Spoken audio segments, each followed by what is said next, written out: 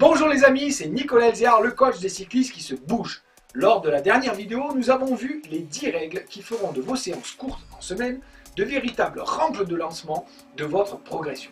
Vous avez été nombreux à me remercier pour ce rappel et je vous donne le conseil d'imprimer ces 10 règles que nous connaissons tous, mais que nous finissons toujours par oublier. D'ailleurs, quand un de mes athlètes plafonne dans sa progression, vous pouvez être sûr que c'est soit parce qu'il n'applique plus une de ces règles, soit qu'il commet une des deux erreurs fatales que nous allons voir ensemble dans cette vidéo.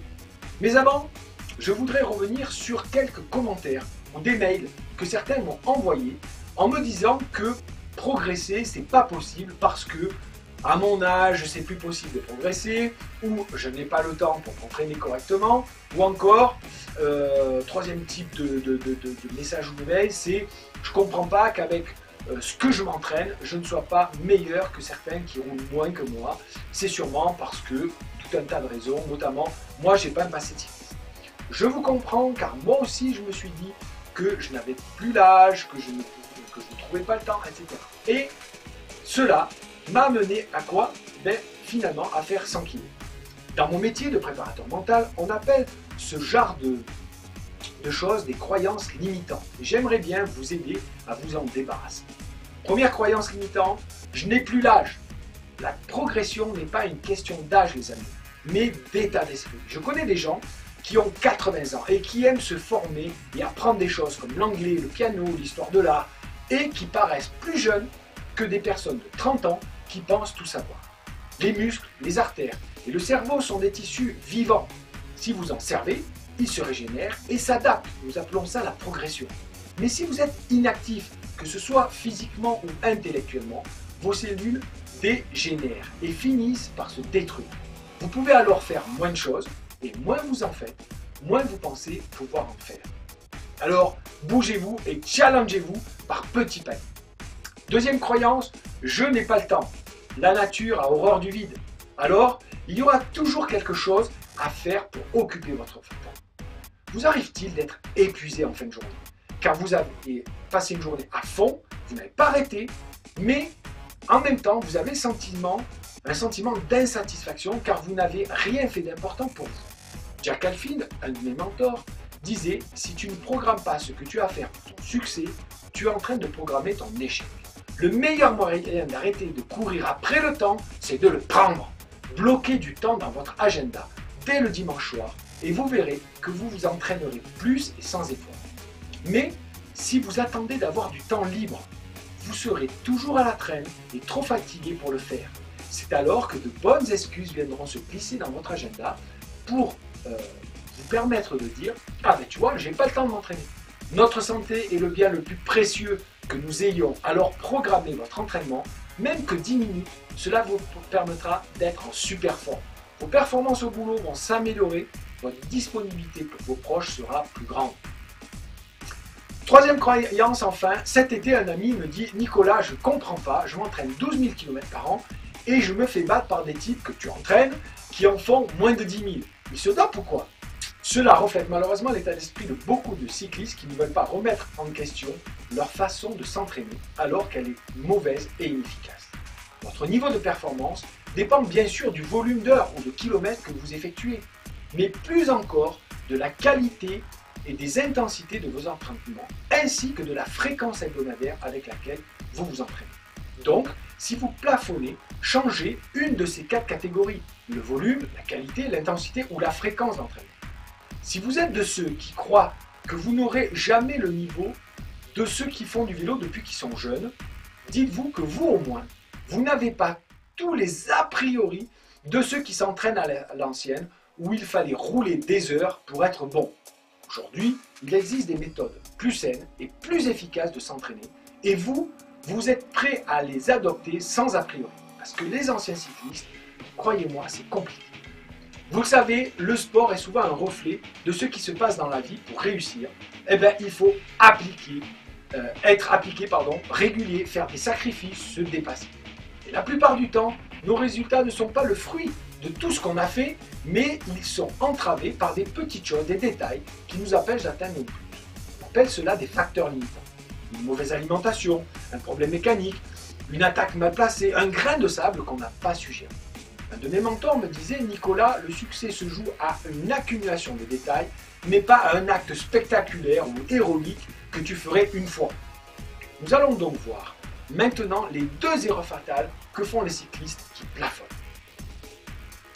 Erreur numéro 1, la recherche de gratification immédiate. J'aurais pu dire aussi la recherche de la pilule miracle ou du matériel magique qui vous fait gagner 3 km/h en un claquement de doigts. Je ne dis pas que certaines choses ne sont pas des aides efficaces, ça existe. Mais avoir cet état d'esprit ne vous aidera pas. Dans le sport, comme ailleurs, il existe une loi universelle qu'on appelle la loi de l'effet cumulé. Je vais vous expliquer ça par un exemple. Simon et Alain sont deux amis et ils ont une quarantaine d'années. Et se rendent compte qu'avec le temps, ils ont pris une dizaine de kilos autour du ventre. Alain décide d'aller à la salle de gym 3 fois par semaine pendant 2 heures et se paye les services d'un coach qui lui fait un programme intensif. Car Alain veut perdre vite ce qu'il a mis 10 ans à prendre. Simon se connaît et il sait qu'il a commencé des tas de programmes trop ambitieux qu'il a toujours fini par abandonner assez rapidement. Donc, il va appliquer le programme des 100 calories par jour. Cela consiste simplement à perdre 100 calories de plus par jour, soit en diminuant sa consommation de sucre, de graisse, de mauvais aliments, soit en faisant un effort de 100 calories. À quoi cela correspond? Il supprime par exemple un dessert par jour à son alimentation habituelle, ou un steak, la sauce des pâtes, ou encore un apéro. D'un point de vue sportif, cela représente moins de 10 minutes de rameur, d'aérobic, de marche rapide ou de montée d'escalier, ou 15 minutes de vélo cool par jour. Bref, cela lui semble facile et peu contraignant, mais il doit s'y tenir chaque jour afin de développer cela comme une habitude quotidienne, comme se laver les dents ou se changer d'habit. Comme plus de 80% des gens, au bout de quelques semaines, Alain est épuisé et ne supporte plus les contraintes pour organiser les 6 heures de sport dans ses jours. Il commence à sauter des séances et finit par revenir à ses anciennes habitudes. Simon, lui, a pris son rythme, car il intègre facilement son programme. Trouver 10 minutes de sport par jour, finalement c'est assez facile. Il a choisi de faire du sport le matin, ça le réveille, ou de garer sa voiture à 10 minutes du travail à pied. Et même certains jours, il fait le double impact en faisant 10 minutes de sport et en réduisant son alimentation de 100 calories. Au bout de 6 mois, la différence entre Alain et Simon ne se voit pas à l'œil nu, mais Simon a vraiment intégré ces nouvelles habitudes dans sa vie quotidienne. Maintenant, il en prend même un certain plaisir et cela arrive de lui manquer quand il ne le fait pas. Brûlant 100 calories par jour, vous brûlez 36 000 calories de plus par an, soit 4 kg de gras en moins. Au bout de 12 mois,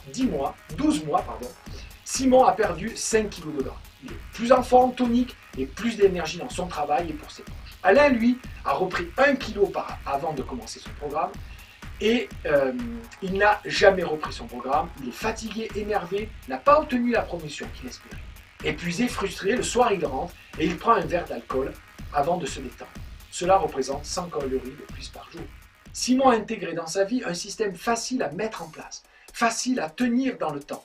Même si à court terme les résultats ne sont pas flagrants, à la longue, ils sont bluffants. Ce système utilise la loi de l'effet cumulé, qu'on peut résumer par une phrase de Kate Culligan. De petites actions ordinaires faites avec constance entraînent des résultats extraordinaires. La réalité de la santé, de la forme et de la performance est qu'il vaut mieux quelque chose de facile fait avec régularité que des efforts ou des sacrifices spectaculaires qu'on ne va pas tenir dans le temps. Voici donc les 7 règles pour bâtir un effet cumulé. Premièrement, prendre de petites mesures pour dépasser vos peurs et les intégrer facilement dans votre quotidien. Par contre, pas d'excuses, il faut les tenir. 2. Les faire quotidiennement pour en faire une habitude, un réflexe qu'on réalise sans même y penser. 3. Être très progressif. Augmenter le temps ou le niveau d'effort par petits paliers de manière à ce que ce soit adapté. 4. Agir maintenant. 5. S'engager à le faire pendant 1 an pour voir les résultats. D'où l'importance que ce soit des efforts adaptés. 6. Il y a de faibles résultats au début. Donc savoir observer et reconnaître le moindre progrès ou effort comme une grande victoire, s'encourager et se récompenser de manière positive, c'est comme cela qu'on développe l'état d'esprit de la gagne. pas en se dévalorisant ou en étant insatisfait en permanence. 7. Si vous craquez, arrêtez, ce n'est pas grave, mais recommencez tout de suite. Beaucoup de gens qui arrêtent de fumer ou qui font des régimes craquent un soir de déprime ou en étant invités à une soirée. Et le lendemain, ils se culpabilisent et se mettent à refumer ou manger comme des fous. Avoir repris un soir ou craqué à un repas, ce n'est absolument pas grave. Et rien ne vous empêche de reprendre vos habitudes tout de suite dès le lendemain. À la longue, vous serez toujours bien. L'erreur fatale numéro 2 est d'associer de la souffrance à l'effort physique. Vous avez peut-être entendu parler de cette anecdote sur Mohamed Ali. Un journaliste lui demande combien il fait de pompes pour s'entraîner. Et Ali lui répond « Je sais pas, je commence à compter quand ça me fait mal ». Nous avons tous dans un coin de notre tête qu'il faut en chier pour réussir. Et la plupart des gens sont contents quand ils ont bien des courbatures après une séance de sport. Ah, elle a été bien efficace. Eh bien, ce schéma de pensée est une grosse erreur qui vous entraîne irrémédiablement à l'échec. Nous l'avons vu, vos résultats à long terme dépendent plus de la régularité de l'effort que de la quantité. Or, depuis 5000 ans, les bouddhistes savent que notre esprit recherche la satisfaction et va éviter ce qui lui apporte de la souffrance. Les études de Freud, puis celles des neurosciences avec des scanners et des IRM sur notre cerveau, ont démontré que cela était vrai. Cela veut dire que si vous vous faites mal pendant vos exercices de gym, vos séances de vélo intensives ou par des sorties interminables, votre esprit, lui, va trouver tout un tas de bonnes excuses et de bonnes raisons d'arrêter, de ne pas y aller ou de reporter. Bref, vous devez lutter contre vous-même et toujours alimenter votre motivation à faire régulièrement de l'exercice. Je sais que cela va à l'encontre de la pensée dominante de la plupart des entraîneurs et qu'on vous dira il n'y a que comme cela qu'on a des résultats avec des témoignages et des photos à l'appui. Eh bien moi, je vous garantis l'inverse. La réalité, c'est que moins de 10% des gens tiennent ce genre de programme jusqu'au bout. Tout simplement parce qu'ils n'utilisent pas leur cerveau pour atteindre leurs objectifs, mais luttent contre son fonctionnement en permanence. Cela est épuisant. Je suis préparateur mental diplômé d'université et de nombreuses écoles. Et j'ai accompagné plus de 2000 personnes avec succès en entreprise comme dans le sport. Mais je vous demande de ne pas me croire sur parole, mais au moins de tester si ça marche. Juste en dessous de la vidéo, vous trouverez une affiche à mettre sur votre frigo ou devant la porte de votre salle de bain, de votre bureau. C'est un programme sur 4 semaines pour vous faire des abdos en béton. Il respecte les principes de l'effet cumulé et de l'association du plaisir à l'effort, avec des exercices accessibles. Je vous invite à le suivre, ce programme, simplement pendant 4 semaines. D'y prendre du plaisir, de le faire régulièrement, de ressentir les effets positifs qui commenceront à venir et de voir si dans 4 semaines, cela devient une habitude. Si vous trouvez le programme trop facile pour vous, d'accord, vous pouvez le faire 2 fois le matin et le soir, ou rajouter une série de pompes ou de flexions à chaque exercice. Le plus important est d'inscrire la régularité comme une habitude facile et plaisante. Certains me diront « Mais Nico, quand on veut progresser, il faut se faire mal ». Ma réponse est non. Quand on veut être performant, il faut se faire mal. Mais pour être en forme et progresser, il n'est pas nécessaire de se faire mal. Au contraire, il faut arrêter juste avant pour rester dans le plaisir et créer avec notre cerveau une habitude, une envie. Que vous commenciez le sport ou que vous soyez sportif confirmé, il y a toujours un moment où il faut recommencer à faire du sport. Et à ce moment-là, je vous invite à mettre en place un programme pour devenir addict du sport, avant de chercher à mettre un programme pour être performant. Voilà les amis, c'est tout pour cette vidéo qui, je l'espère, vous a apporté beaucoup de choses, et notamment celle de savoir qu'il existe des tas de connaissances pour vous aider à régler des problèmes que vous croyez insurmontables, pour faire sauter des croyances limitantes. Et si tout devenait possible? Dans la prochaine vidéo, nous verrons l'intérêt d'avoir une structure, un plan pour passer un cap et dépasser vos objectifs. Et à la fin de la vidéo, je vous réserverai une petite surprise, une grosse surprise. En attendant, laissez-moi dans les commentaires juste en dessous 2 choses. Premièrement, votre décision à la suite de cette vidéo. Quelles petites mesures sur l'alimentation et ou le sport vous allez mettre en place dès maintenant? Partagez entre vous, cela donne toujours de bonnes idées. Deuxième chose, si vous avez des questions sur le programme 40 km/h, 12 plans pour dépasser, pour passer au niveau supérieur, qui va ouvrir très prochainement ses portes, n'hésitez pas à me les poser dans les commentaires juste en dessous, j'y reprendrai prochainement dans une vidéo. En attendant, je vous dis à très bientôt et maintenant, c'est à vous de jouer.